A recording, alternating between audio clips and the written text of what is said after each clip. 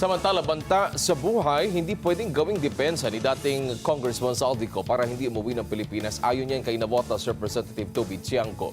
Makibalita tayo kay Vic Sointak.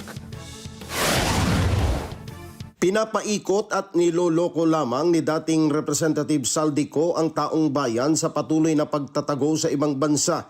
Kaya hindi umuwi ng Pilipinas gamit ang alibay na mayroong banta sa kanyang buhay.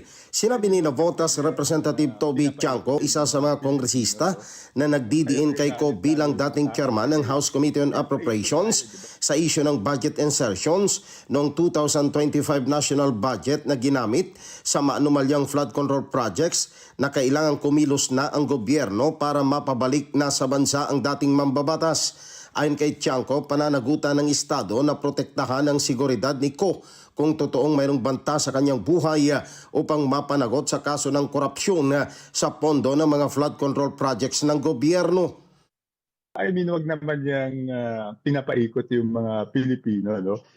Kaya nagagalit lalo yung mga tao. Kasi pinapaikot tayo, di ba, nung una, nang nag-resign siya. Sabi, sakripisyo. Paano naman naging sakripisyo yung pag-resign niya?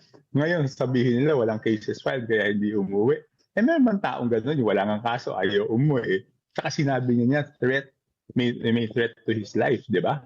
So, alam mo, first of all, dapat tanungin natin yung ating national security agencies, PNP, NBI, NSA, meron bang threat to life? Magugunitang mismong ang abogado ni dating Congressman ko na si Attorney Roy Rondain ang nagsabi sa media na kaya takot na umuwi sa Pilipinas ang kanyang kliyente dahil nanganganib ang kanyang buhay.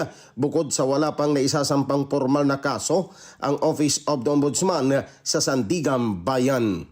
Vic Sointak para sa Mata ng Agila, matatag, matapang, matapat.